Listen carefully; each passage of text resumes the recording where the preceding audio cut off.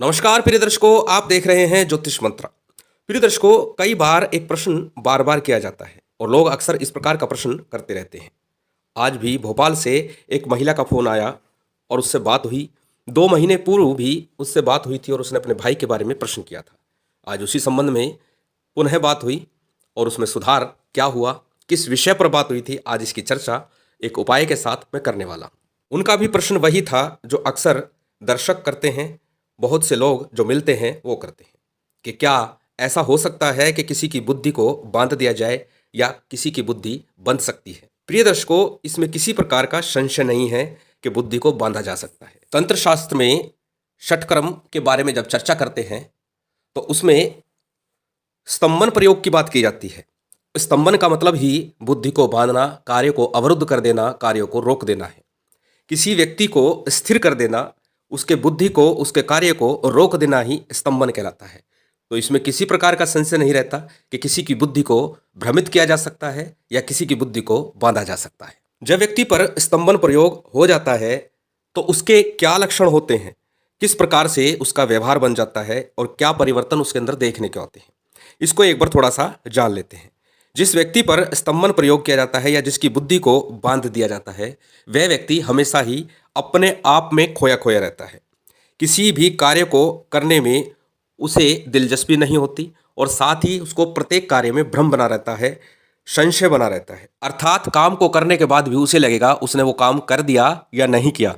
जैसे उस व्यक्ति ने क्या किया, बाइक का लॉक किया और बाइक का लॉक करने के बाद घर के अंदर आया और अंदर आने के बाद पुनः बाहर चला गया। पूछा क्या हुआ, बोला बाइक का लॉक करना भूल गया। और जाकर देखा बाइक लॉक है, अंदर आया और फिर थोड़ी देर बाद याद आया, फिर कह रहा है कि मैं बाइक का लॉक करना भूल गया। इस प्रकार से बार बार उसे भ्रम रहता है, उसकी बुद्धि काम नहीं करती। साथ ही छोटी सी बात को लेकर वह लड़ने पर उतारू हो जाता है, झगड़ा करने लगता है। हमेशा एकांत में रहना, अलग थलग पड़े रहना उसे पसंद आने लगता है। जैसे कि उस महिला ने बताया, उसका भाई पहले बहुत ध्यान रखता था हर किसी का, माता पिता की बहुत केयर करता था, हर कार्य को बड़े तरीके से, सलीके से और समय पर करना उचित समझता था। हर किसी का घर में कहना मानता था, सभी के लिए कुछ ना कुछ अच्छा करने का प्रयास करता था। बड़ी मेहनत से अपने काम को करता था, समय पर ड्यूटी पर जाना, ड्यूटी पर समय से घर आ जाना। परंतु पिछले 4 महीनों से 5 महीनों से उसके साथ क्या हो रहा था कि वह ना तो किसी से ठीक से बात कर पा रहा था और ना अपने नौकरी पर जाने का मन कर रहा था, और इसी के चलते उसने अपनी नौकरी भी छोड़ दी थी। जब घर परिवार के सदस्यों ने कहा तब उनसे लड़ने पर आमादा हो गया। छोटी सी बात को लेकर के घर में माहौल खराब होने लगा और यहाँ तक कि माता पिता पर हाथ उठाने की नौबत भी आ गई। जो व्यक्ति पहले बड़ों के लिए रिस्पेक्ट रखता था, अब वो किसी के लिए भी सम्मान नहीं रख पा रहा था। हमेशा उसे डर बना रहता था, कोई ना कोई उसे नुकसान पहुंचा सकता है, हानि पहुंचा सकता है या कोई उसे मार देगा। उसके मन में यह भी संशय था कि अगर मैं घर से बाहर निकलूंगा तो मेरे साथ कुछ ना कुछ अनिष्ट हो जाएगा। यह था स्तंभन का, बुद्धि का बांधने का प्रभाव। उसे हर समय कुछ ना कुछ अजीब सा लगने लगा। कई बार बुद्धि इतनी भ्रमित हो जाती है कि उसे अजीब अजीब चीजें दिखाई देने लगती है और व्यवहार व्यक्ति का बिल्कुल खराब बन जाता है। किसी के साथ भी ठीक से व्यवहार नहीं करता, हर किसी के साथ उसका झगड़ा होने लगता है। कई बार तो अपने बिस्तरों पर सोते हुए भी अचानक उठ जाता है और अपने बिस्तरों को साफ करने लगता है। उसे लगता है बिस्तर के अंदर कुछ है, परंतु होता कुछ नहीं। और ये खतरनाक प्रकार का स्तंभन प्रयोग है। बुद्धि इतनी भ्रमित और खराब कर देता है कि व्यक्ति किसी काम का नहीं रहता, हर प्रकार से व्यक्ति खराब कर देता है। जो व्यक्ति पहले अच्छा कमाता था वो व्यक्ति घर में बेरोजगार होकर पड़ा हुआ है, घर परिवार के सदस्यों को मारने लग रहा है, घर परिवार के सदस्यों से। तो ऐसी परिस्थिति में बुद्धि का स्तंभन ही है। आज जिस संदर्भ में उस लड़के की बहन का फोन आया था वो इसलिए था कि अब उसमें सुधार है और अब वो पुनः नौकरी पर जाने लग गया है, सभी के साथ नॉर्मल चल रहा है। प्रश्न उनका यह था, क्या दोबारा ऐसा कभी हो सकता है? तो देखो, इससे कभी मना नहीं किया जा सकता कि व्यक्ति पर कोई तंत्र प्रयोग एक बार हुआ है तो दोबारा नहीं होगा, दोबारा भी हो सकता है। तो उसी के लिए मैंने बहुत से रक्षा मंत्र आपको दिए हैं। अपने इष्ट के अनुसार, अपनी आस्था के अनुसार उन रक्षा मंत्रों का आप प्रयोग कर सकते हैं। लिंक आपको डिस्क्रिप्शन में दे दूंगा। दूसरा, कुछ दिनों पूर्व स्तंभन प्रयोग को कैसे काटें, इस संबंध में एक वीडियो मैं डाल चुका हूं, उसका लिंक भी मैं आपको डिस्क्रिप्शन में दे दूंगा।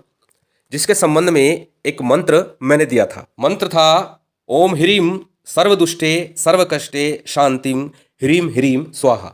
ये मंत्र प्रयोग स्तंभन की काठ के रूप में मैंने बताया था।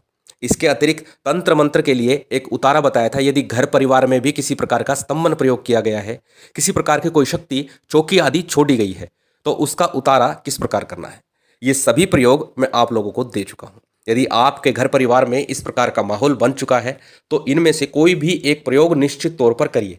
साथ ही एक प्रयोग और मैं बता रहा हूं, यदि इनमें से कोई प्रयोग आप नहीं कर पाते तो उस परिस्थिति में इस प्रयोग को करना श्रेयकर होगा। अब करना क्या है, थोड़ा सा कच्चा दूध लेना है, संभव हो तो गाय का कच्चा दूध ले, उसमें थोड़ा सा शहद डालना है। कच्चा दूध और शहद के साथ साथ गंगा जल डालना है। इन तीनों चीज़ों को मिक्स कर लीजिए, मिला लीजिए, और उसके बाद अशोक के, पीपल के या पान के पत्ते से, तीनों में से जो भी आप ले सके, तीनों पत्तों में से कोई भी पत्ता लीजिए और उस दूध को, जो कच्चा दूध लिया है गंगा जल मिलाकर, शहद मिला करके, उसे अपने पूजा स्थल पर 1 घंटे के लिए रख दीजिए। मात्र 1 घंटे उसे रखा रहने दीजिए और उसके बाद में उस दूध को पूरे घर में छिड़कते चलिए। ऐसा 7 दिन लगातार करना है आपको, बाएं से दाएं की तरफ घूमते हुए। दूध बहुत अधिक मात्रा में नहीं लेना, जल, शहद और दूध का मिक्सचर इस प्रकार का हो कि उसका थोड़ा सा रंग बदल जाए, जिससे कि दूध भी बहुत अधिक खराब ना हो। पूरे घर में उल्टे हाथ से सीधे हाथ की तरफ घूमते हुए पूरे घर में छिड़कते चलना है। 1 हफ्ते लगातार करना है और इस दौरान जब आप ये घर में छिड़क रहे हो तो सबसे सरल गायत्री मंत्र इसका आपको जप करना है, उच्चारण करना है। घर में छिड़कते चलिए गायत्री मंत्र, ओम भूर्भुवः स्वः तत्सवितुर्वरेण्यम भर्गो देवस्य धीमहि धियो यो न प्रचोदयात्। इस मंत्र का जाप करते हुए इस सामग्री को, इस जल को छिड़कते चलिए 7 दिन लगातार। किस दिन से करें, किसी भी दिन से आरंभ कर दीजिए, इसमें कोई दिन निश्चित करने की आवश्यकता नहीं है। करके देखिए, निश्चित ही लाभ मिलेगा, आनंद आएगा, घर में सुख शांति का माहौल बन जाएगा। साथ ही जो प्रयोग तंत्र के बताए हुए हैं उन्हें एक बार अवश्य कर दीजिएगा। किसी भी प्रकार की तंत्र मंत्र, भूत प्रेत, किया कराया की बाधा है, निश्चित ही आपको उसमें राहत मिलेगी, आराम मिलेगा। माँ माही की विशेष कृपा आप सभी पर बनी रहे, यही कामना है और उम्मीद करता हूँ ये जानकारी, ये वीडियो आपको पसंद आई होगी। यदि अच्छी लगी हो तो कृपया लाइक कीजिएगा, शेयर कीजिएगा। यदि चैनल पर नए हैं तो सब्सक्राइब कर बेल आइकॉन बटन दबा दीजिएगा। जय माता दी, जय श्री राम।